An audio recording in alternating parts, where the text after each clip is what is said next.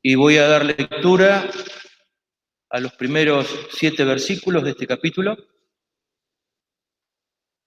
Dice así la palabra de Dios: y había un hombre de los fariseos que se llamaba Nicodemo, príncipe de los judíos. Este vino a Jesús de noche y díjole: Rabí, sabemos que has venido de Dios por maestro, porque nadie puede hacer estas señales que tú haces, si no fuera Dios con él. Y respondió Jesús y díjole: de cierto te digo, que el que no naciere otra vez no puede ver el reino de Dios. Dícele Nicodemo: ¿cómo puede el hombre nacer siendo viejo? ¿Puede entrar otra vez en el vientre de su madre y nacer? Respondió Jesús: de cierto te digo, que el que no naciere de agua y del Espíritu no puede entrar en el reino de Dios. Lo que es nacido de la carne, carne es, y lo que es nacido del Espíritu, Espíritu es. No te maravilles de que te dije, os es necesario nacer otra vez. Y un versículo más que también quería leer, el versículo 36 del capítulo 3, que dice: el que cree en el Hijo tiene vida eterna, mas el que es incrédulo al Hijo no verá la vida, sino que la ira de Dios está sobre él. Quiera el Señor bendecir su palabra, y ahora sí le voy a dar lugar a Hugo, que va a tener la meditación de ella. Que el Señor te bendiga, Hugo.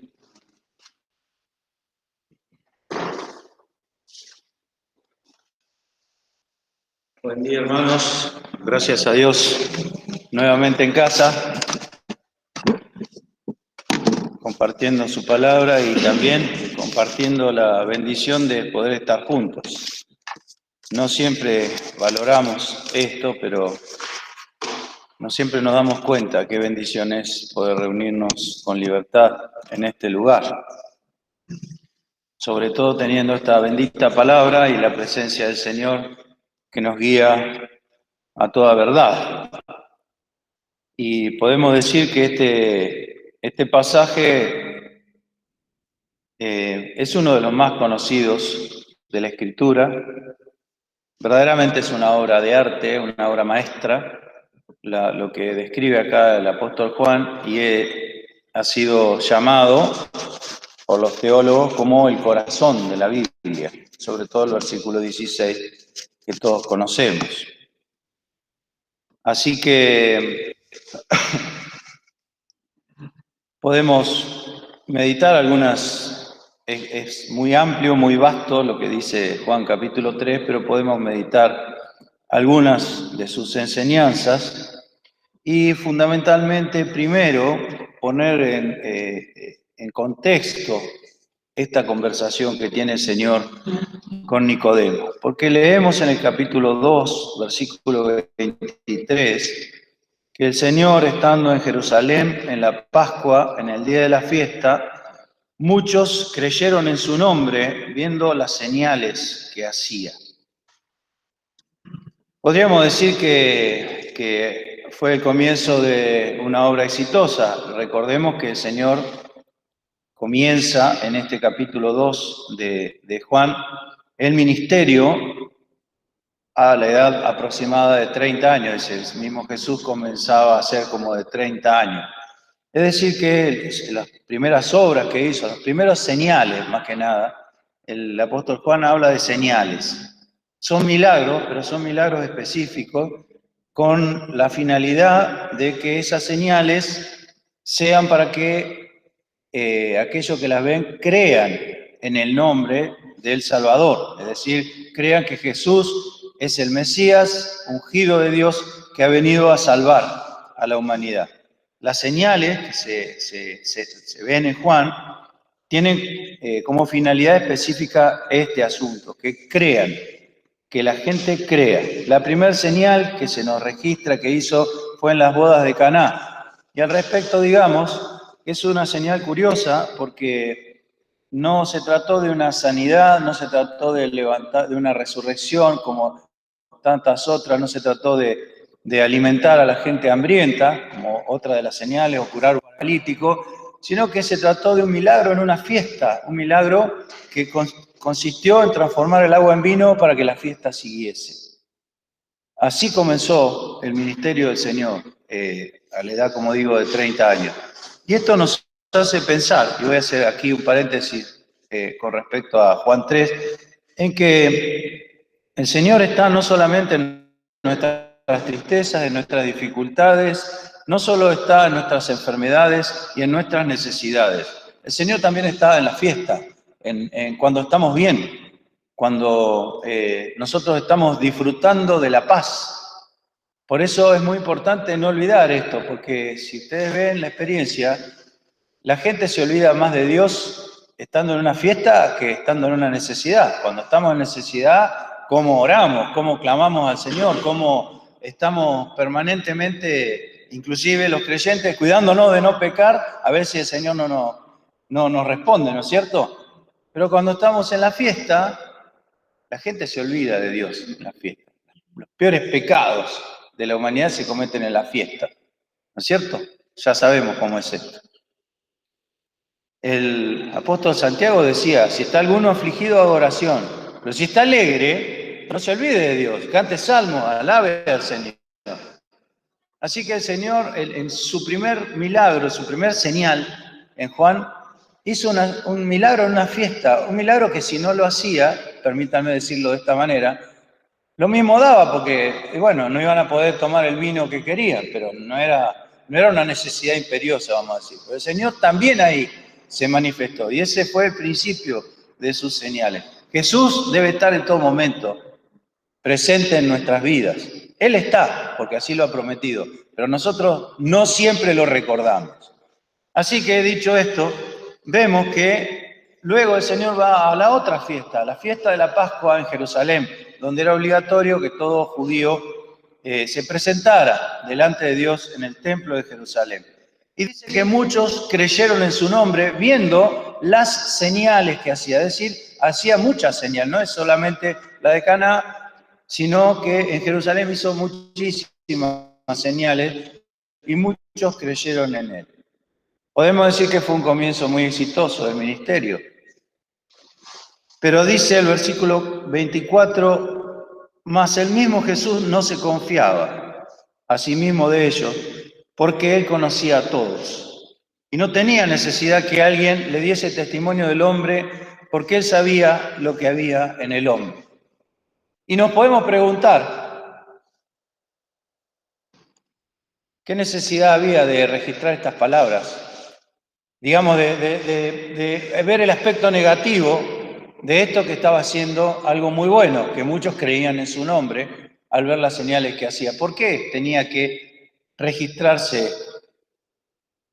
¿Por qué había que decir en la palabra? ¿Por qué Dios registró en su palabra que Jesús no se confiaba de los que creían? Fíjense esto, Jesús no tenía confianza en los creyentes. Es duro, es áspero esto. Jesús no tenía confianza en los creyentes. No se confiaba a sí mismo, en su interior de ellos, porque los conocía. Es terrible lo que está diciendo. Y no tenía necesidad que le contaran nada, que alguien le diese testimonio del hombre, porque él sabía lo que había en el hombre. Y podríamos decir que este es el título del capítulo 3. Esta es la introducción a lo que nos va a relatar Juan en el capítulo 3, en donde se nos dice que un hombre de los fariseos, aquellos que describe acá en el versículo 23 del capítulo 2, que habían creído viendo las señales, es uno de ellos que se acerca, dice, se llamaba Nicodemo, príncipe de los judíos, era una persona importante y de la secta de los fariseos, la secta más fuerte que había en ese momento, y dice que vino a Jesús de noche y díjole, Rabí, sabemos que ha venido de Dios por maestro, porque nadie puede hacer estas señales que tú haces si no fuere Dios con él. De este personaje, porque de eso se trata la lección de hoy, de este personaje podemos decir que no era de los que se la jugaban, porque dice que fue a Jesús de noche, por si acaso, para no comprometerse, para que no lo vieran, para que nadie vaya a decir que era un creyente. Era de esa clase de gente. Era un príncipe de los judíos, un hombre religioso, pero no se la jugaba mucho. Después nos dice más adelante que estaban discutiendo los fariseos, diciendo cualquier cosa del Señor Jesús, y él se atrevió a meter una frasecita, y juzga nuestra ley un hombre si primero no oyere de él.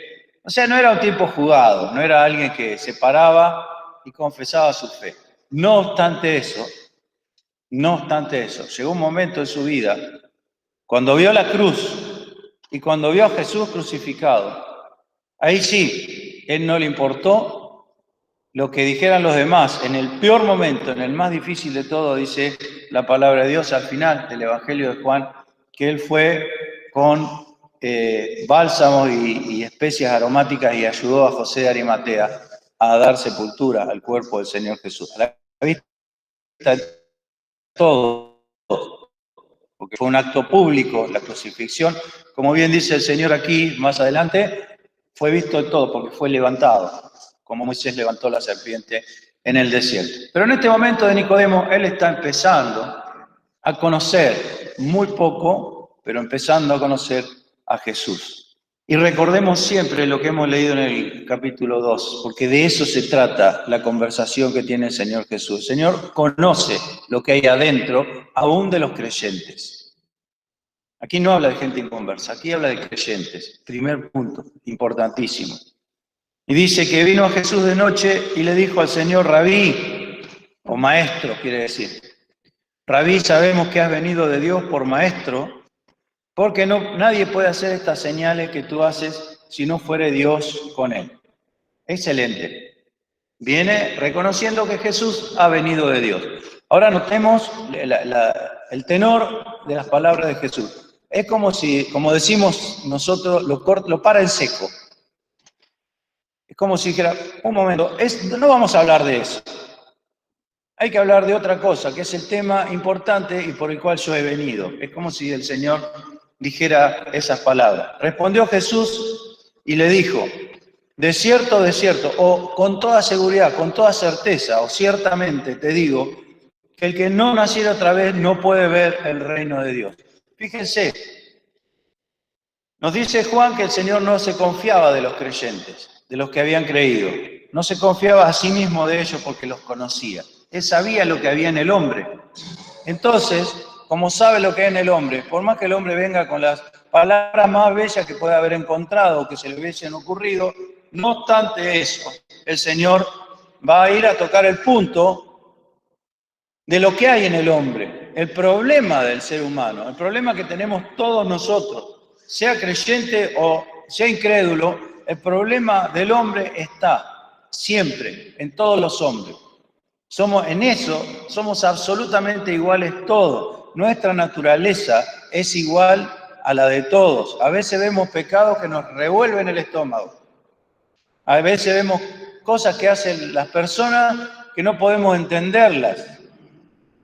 No podemos entenderlas si no leemos la palabra de Dios, en donde nos dice que la naturaleza humana es igual en todas las personas.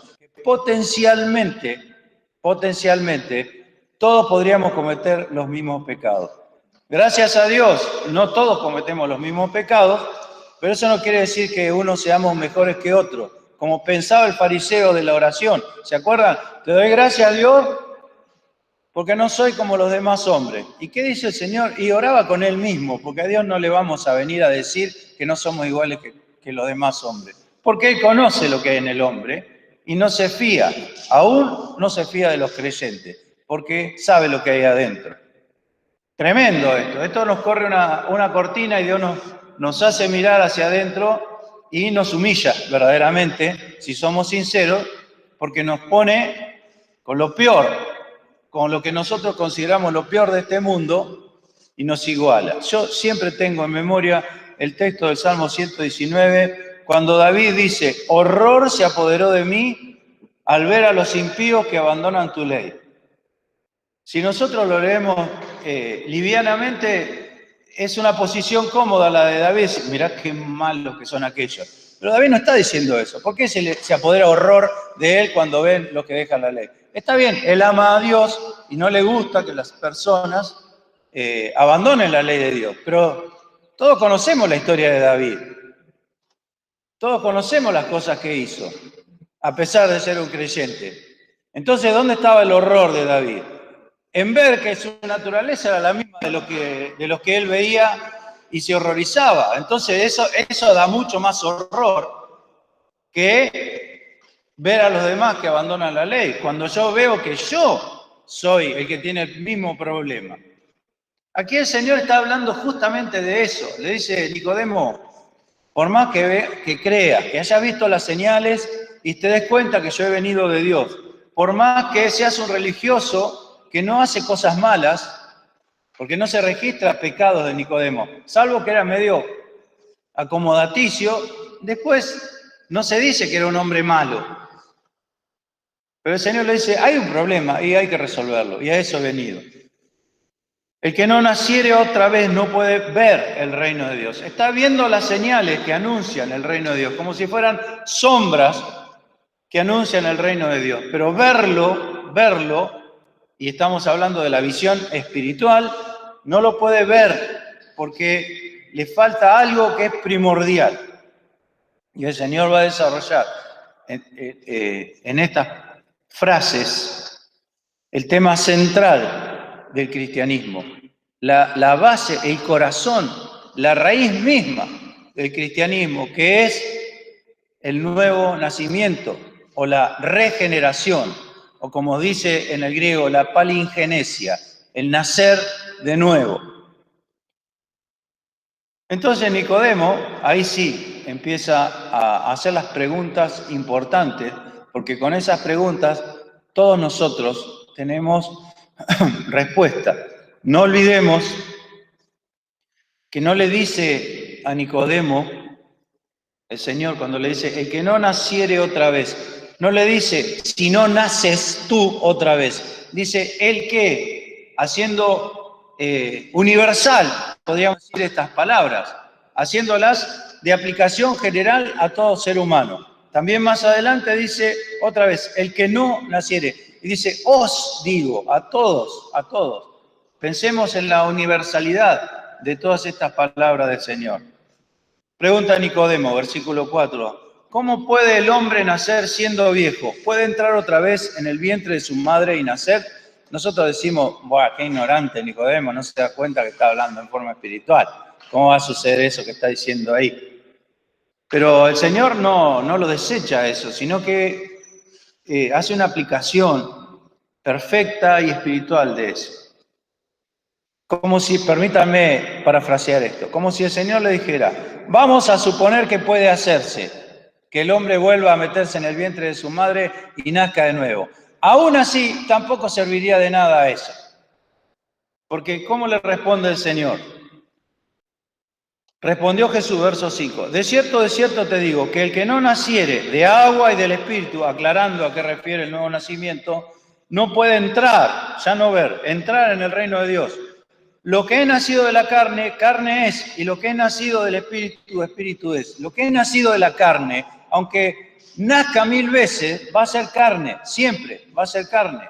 Con esto, permítame esta digresión, el Señor echa por tierra la falsa doctrina de la reencarnación. Porque la reencarnación dice que el hombre nace de la carne una y otra vez y se va purificando. El Señor dice, mire, 1.000.000 de veces puede reencarnarse y va a ser siempre lo mismo. Porque lo que es nacido de la carne es carne. Y como tal, no puede, como dice bien la palabra de Dios, no puede agradar a Dios. Ni quiere tampoco, ni le interesa. La naturaleza humana, que es la del verdadero problema, por más que nazca una y otra vez, no mejora, es carne. Y si no, fíjense, 6.000 años de historia nos afirman que esto es cierto, el hombre sigue siendo el mismo una y otra vez, nace, muere, generación tras generación, y no se mejora, muy por el contrario. Cada vez venimos planeando más bajito, ¿no? Como se dice acá en Necochea, venimos cada vez más cerca del suelo. Carne es, por eso, por más que sea religioso, por más que intente mejorarse, como hacían estos fariseos, por más que haga lo que haga el ser humano, el mismo Jesús no se confía de él porque conoce lo que hay adentro. No tiene necesidad que alguien le dé testimonio del hombre, porque él sabe lo que hay en el hombre. Entonces aquí vemos, primeramente, cuál es el problema. Lo que es nacido de la carne, carne es. Por más que vuelva a nacer en la carne, va a seguir siendo carne. Entonces, ¿cuál es la necesidad imperiosa del hombre? Tiene que nacer del Espíritu. Del agua y del Espíritu, le dice el Señor. El que no naciere de agua y de Espíritu y del Espíritu no puede entrar en el reino de Dios. Primero dice que no lo puede ver y después que no puede entrar. Siendo cosas iguales, tienen diferencias entre sí. Porque el ver es lo que hacemos nosotros, que somos creyentes, anhelando el reino de Dios. O sea que es un acto de fe en aquello que va a venir. Nosotros ya somos participantes y ciudadanos del reino, como creyentes, pero no hemos entrado en el sentido absoluto de la palabra.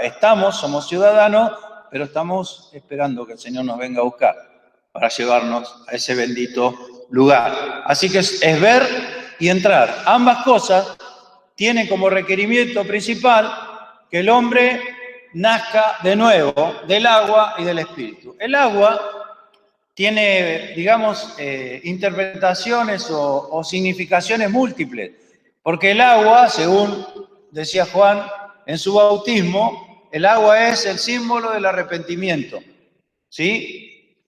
Eso es un símbolo del agua, del arrepentimiento.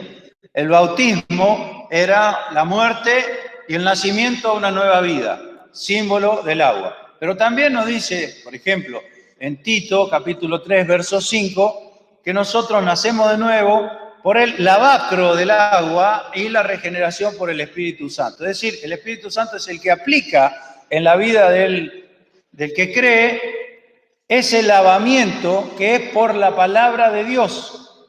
Porque así lo dice la Biblia, que hemos sido, también lo dice el Señor en capítulo 13 de Juan, vosotros ya sois limpios por la palabra que os he hablado. Ahí tenemos el agua también, el símbolo del agua. De hecho, el Señor está en ese momento que dice esa palabra, lavando los pies a los discípulos. El que está limpio no necesita sino que lave sus pies. Y vosotros ya sois limpios por la palabra que os he hablado. Claramente nos dice que la palabra de Dios es el agua que limpia. Así que se deben hacer del agua, lo cual significa arrepentimiento, y se deben hacer del agua, lo cual significa que es la palabra de Dios la que me dice cómo hacerlo. Y del Espíritu, porque todo eso de nada me serviría si Dios no lo hace real en mi vida. El nuevo nacimiento no es un cambio religioso en el ser humano, el nuevo nacimiento es literal. El alma del hombre, el ser del hombre, está muerto en sus delitos y pecados. Ha sido destituido de la gloria de Dios. No tiene la gloria de la vida, tiene muerte en sí mismo. Y el Espíritu Santo, cuando el creyente se arrepiente, reconoce, porque el arrepentimiento a veces pensamos en el dolor de hacer el mal, y está bien, es eso. Pero también arrepentimiento en la Biblia es el cambio de mente, es pensar distinto, dejar de querer pecar para empezar a querer ser santo. Ese es el arrepentimiento.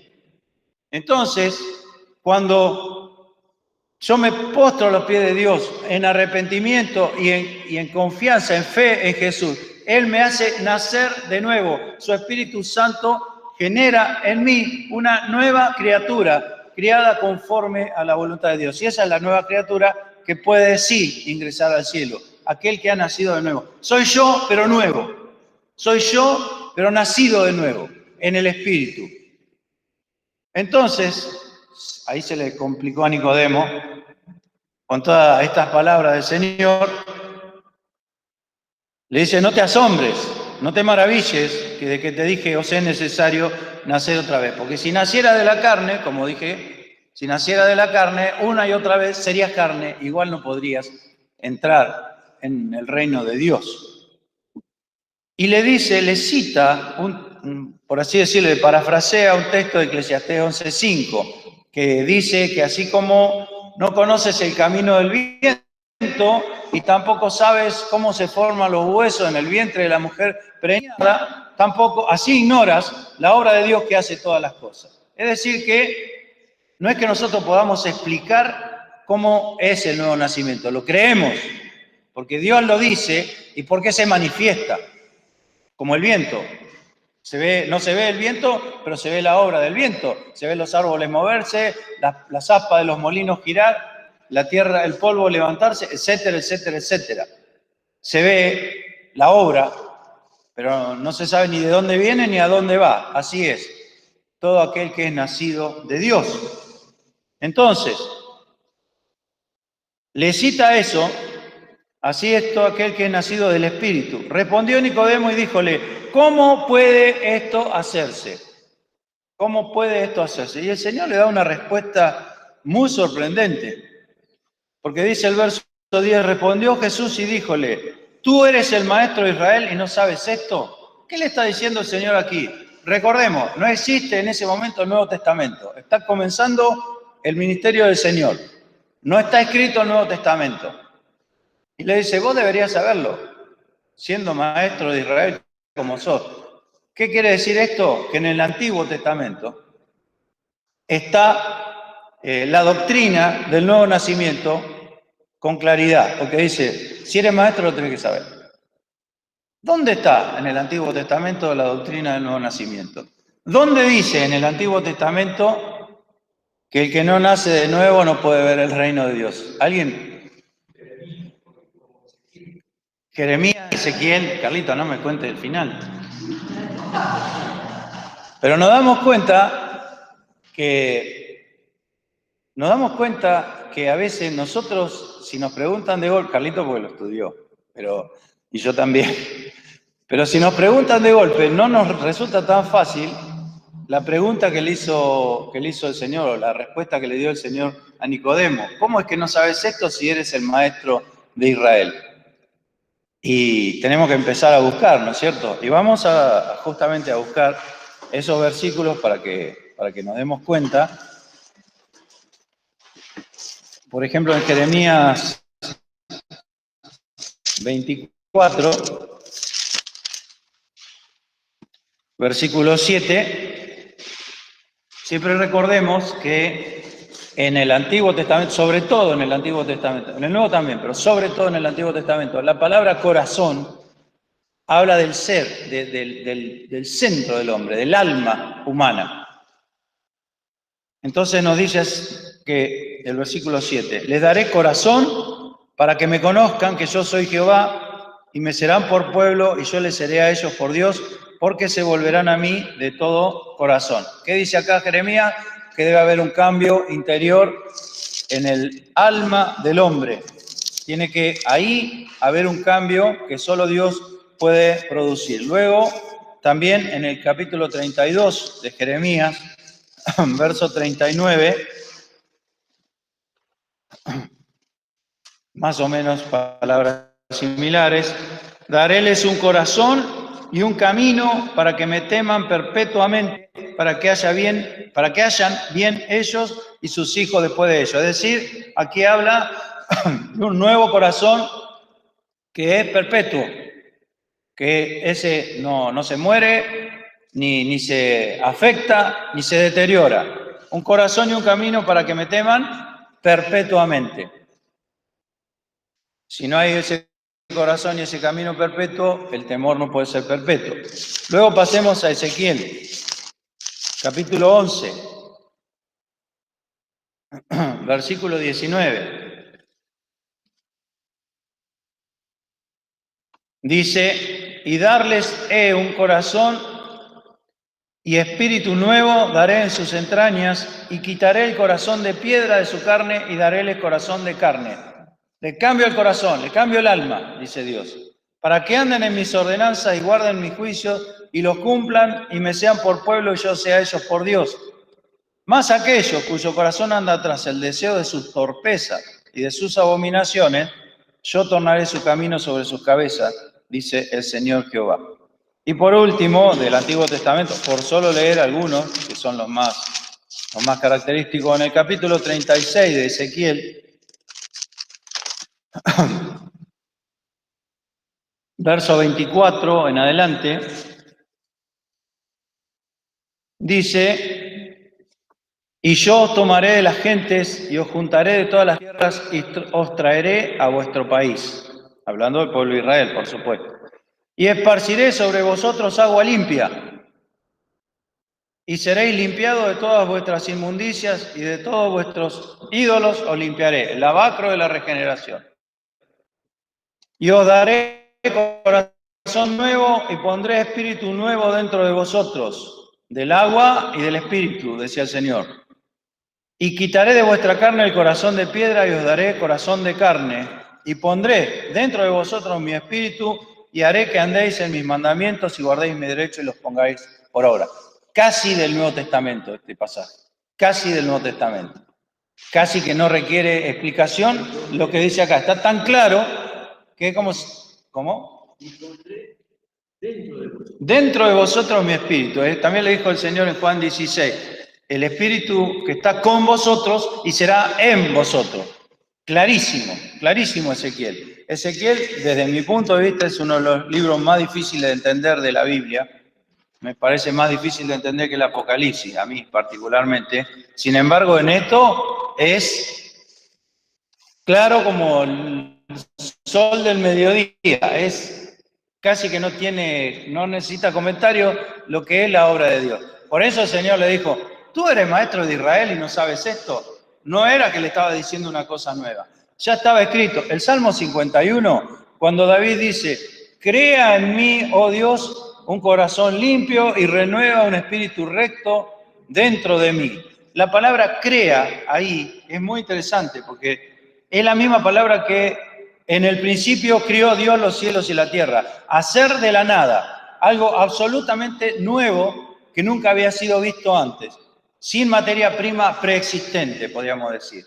Una cosa es cuando crea al cuerpo del hombre, que dice, formó del polvo de la tierra. Había un material y Dios lo transforma. Pero cuando le da el espíritu al hombre, dice que crió de la nada. Fue algo nuevo. Asimismo, cuando creó los cielos y la tierra, al principio antes no había nada. Aquí, en el Salmo 51, David dice, de esa misma manera, con esa misma palabra, crea de la nada. Haz algo completamente nuevo en mí.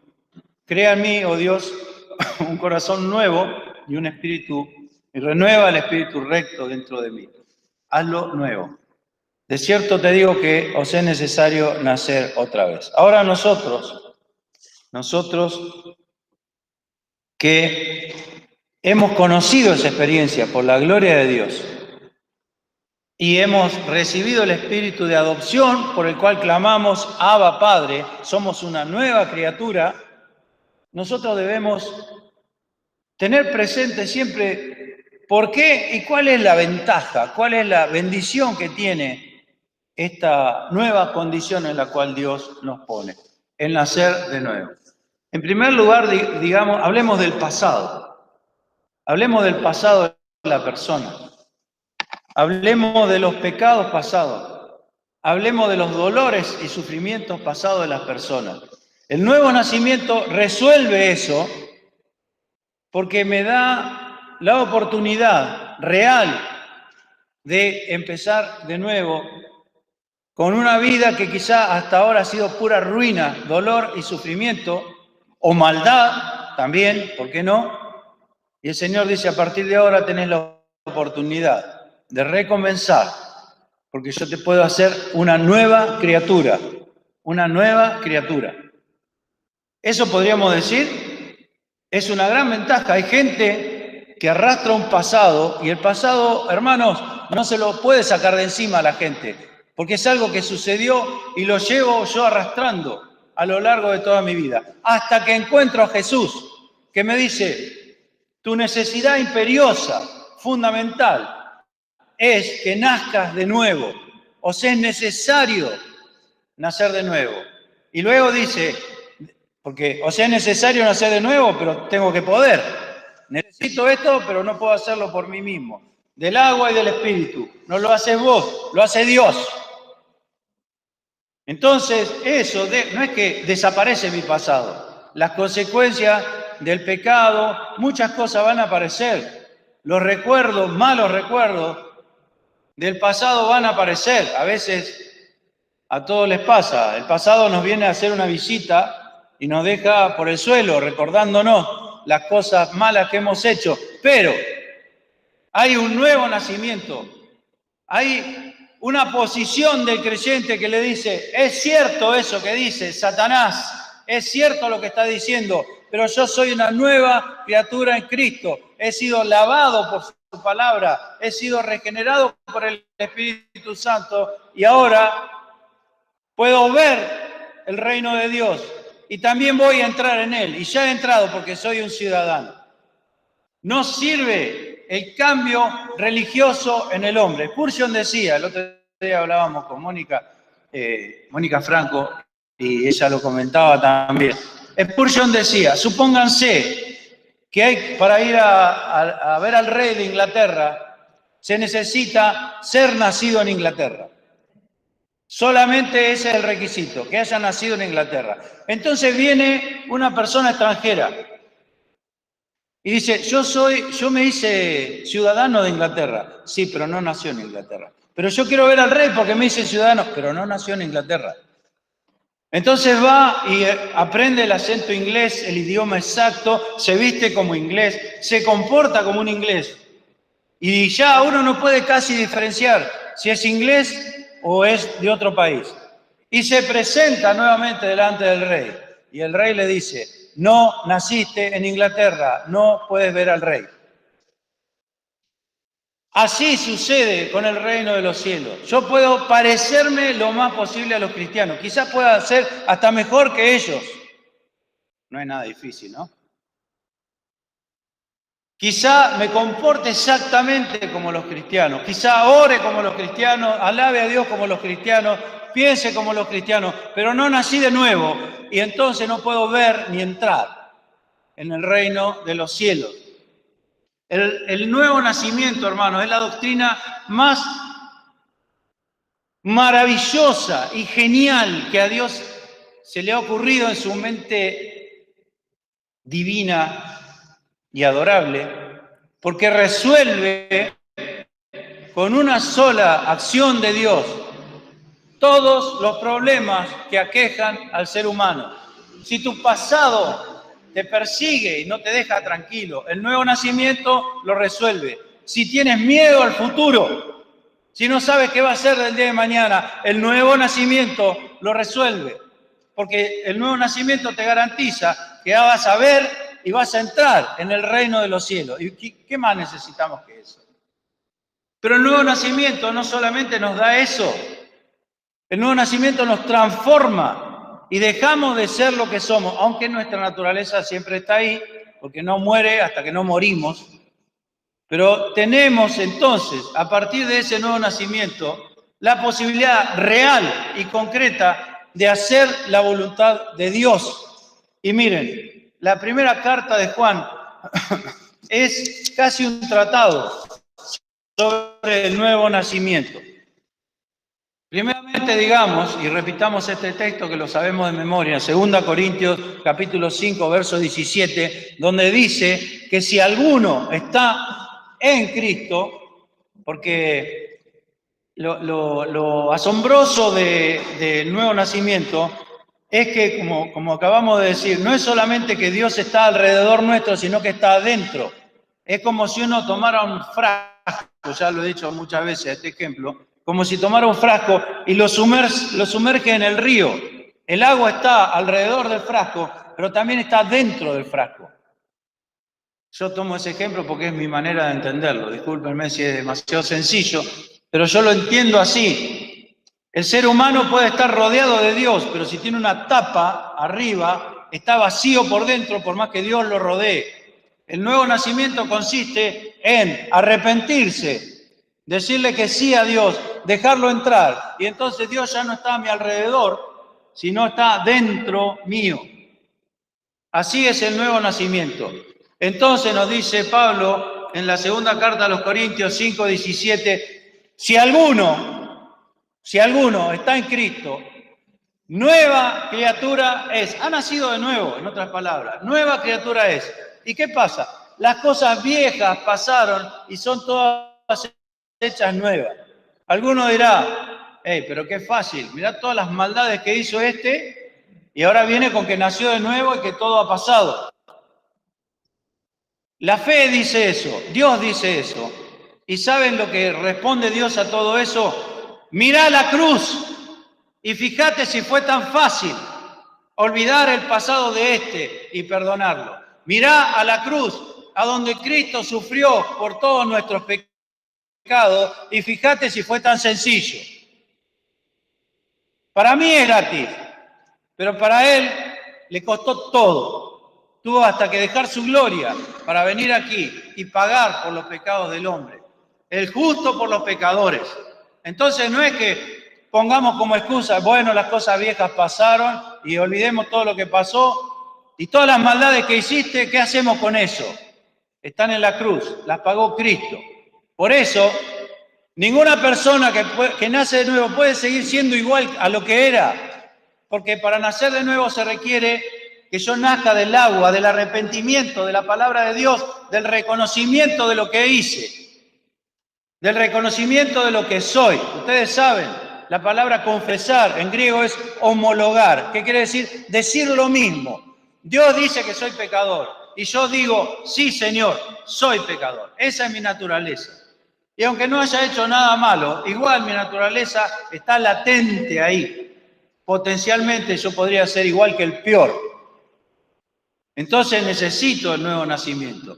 Y necesito el nuevo nacimiento porque si no, no me saco de encima las cosas viejas, lo que pasó. Dios me da una nueva vida y me da una nueva historia de mi vida.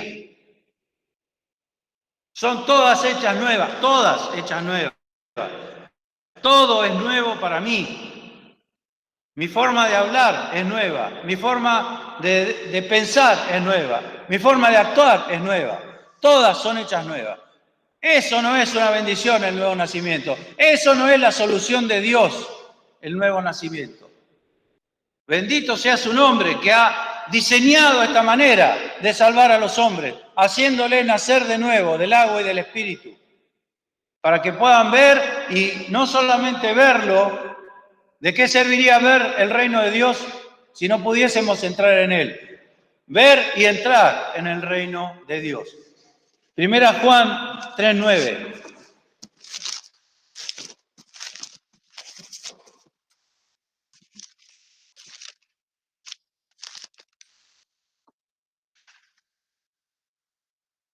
Cualquiera que es nacido de Dios no hace pecado porque su simiente, su semilla está en él y no puede pecar porque es nacido de Dios. La nueva criatura no puede pecar. Lo que peca es mi vieja naturaleza. Lo que es nacido de Dios no peca. Por eso no se pierde la salvación, porque la nueva criatura no va a pecar jamás, porque está hecha conforme a la imagen de Dios, conforme a Dios. Lo que peca es la naturaleza mala del hombre, porque digamos esto, por más que tengamos la nueva criatura, por más que hayamos nacido de nuevo, muchas veces se nos ve, tanto por dentro o como por fuera, hacer cosas que la nueva criatura no debiera hacer. Es que no las hace, es mi vieja naturaleza. Por eso Gálatas nos dice que la carne codicia contra el espíritu y se oponen uno al otro, el espíritu contra la carne. Hay una lucha interior en el creyente, que antes no había, porque había una sola naturaleza, la pecadora. Ahora hay dos naturalezas peleando, pero lo que es nacido de Dios no hace pecado. Aquí Juan dice, no hace pecado. Termina con la costumbre de pecar, eso quiere decir. El que es nacido de Dios, que ha nacido de nuevo, tiene que desacostumbrarse a pecar. Si antes, cada vez que me golpeaba un dedo, profería un improperio, cualquiera que es nacido de Dios no hace más. Voy a poner uno chiquitito, ¿no? Uno bien chiquito. Después pongamos los grandes nosotros. Cada uno sabe lo que hacía antes y lo que ha dejado de hacer por haber nacido de nuevo. También en Juan, siempre en 1 Juan 5:18, dice, sabemos que cualquiera que es nacido de Dios no peca, mas el que es engendrado de Dios se guarda a sí mismo y el maligno no le toca. Fíjense, otra de las ventajas de haber nacido de nuevo. Se guarda a sí mismo, se cuida, quiere decir, y el maligno no le toca, porque cuando yo peco, viene el diablo a tocarme, ¿me entienden? ¿A quién le gusta que lo toque el diablo? Nadie. El que es nacido, el que es engendrado de él, se guarda a sí mismo y el diablo no le toca. No ignoramos sus maquinaciones. Primera Juan 2:29.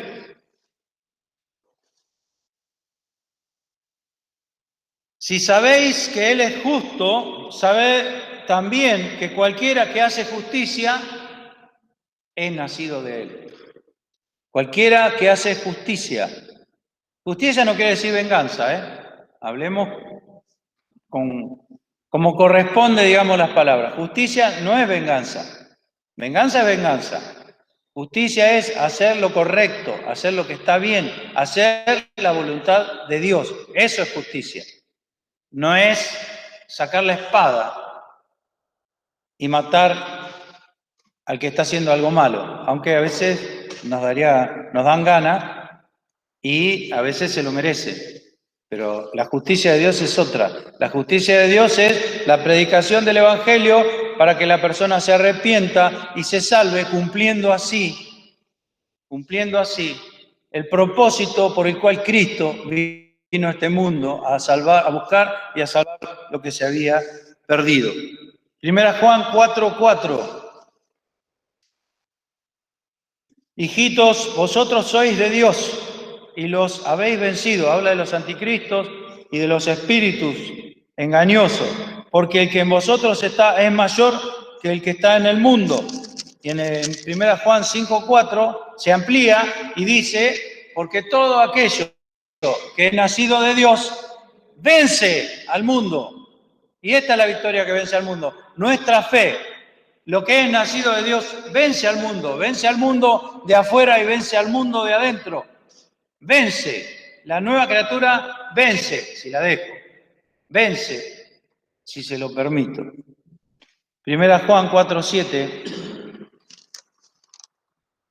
Carísimos, amémonos unos a otros, porque el amor es de Dios. Cualquiera que ama es nacido de Dios, la nueva criatura, y conoce a Dios. Solo algunas de las asombrosas virtudes de la nueva criatura que todos tenemos dentro, hermanos. Todos los que estamos aquí hemos recibido el milagro del nuevo nacimiento y todo esto lo tenemos incluido en aquello que Dios nos ha dado. Esto genera alabanza, esto genera rendición a Dios, esto genera todas las virtudes asombrosas que tiene esta nueva criatura. Y terminamos, hermanos, redondeando Juan capítulo 3. Hay mucho para decir, pero dejémoslo acá. En el versículo 20, cuando termina esta conversación con aquel hombre que el Señor conocía su interior, que decía creer, pero era muy ignorante también. Gracias a Dios, así nosotros aprendemos de su ignorancia, porque el Señor le explicó, pero también había venido a Jesús de noche, escondido, ocultándose. Y entonces el Señor en el verso 20 le dice, porque todo aquel que hace lo malo, aborrece la luz y no viene a la luz, porque sus obras no sean redarguidas, no sean confrontadas con la verdad, sus obras no sean reveladas como lo que son. Mas el que obra verdad viene a la luz para que sus obras sean manifestadas, que son hechas en Dios, nuevamente, en Dios. Es decir, que aquí tenemos una práctica también, hermanos, para los creyentes. Lo que yo estoy haciendo, ¿puedo yo acercarme a Dios y hacerlo iluminar con la luz de Dios? ¿Y resistirá la prueba de la luz lo que yo estoy haciendo? En el tribunal de Cristo, que va a ser cuando todos estemos delante de la luz de sus ojos como llama de fuego, dice que Dios probará lo que cada uno ha hecho por medio del cuerpo. O sea, ¿quién lo hizo? El alma humana, el espíritu humano, y debiera haberlo hecho el Espíritu de Dios. Lo que cada uno hubiese hecho por medio del cuerpo, a través del cuerpo. Ahí vamos a estar delante de la luz. Si la obra de alguno permaneciere,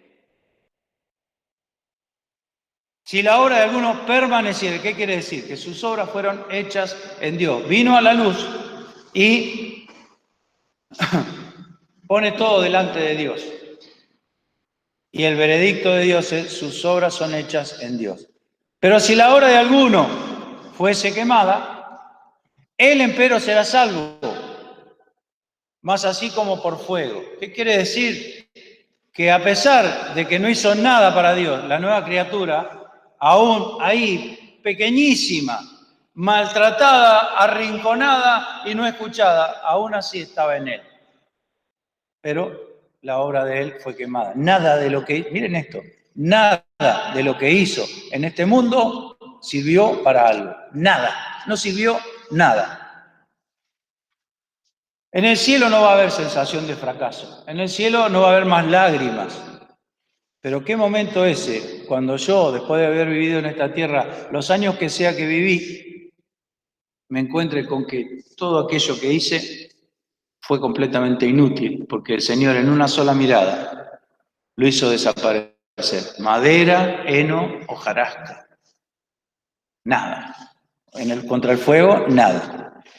Así que, hermanos, todo aquel que obra verdad viene a la luz para que sus obras sean manifestadas, sean alumbradas, sean reveladas, que son hechas en Dios.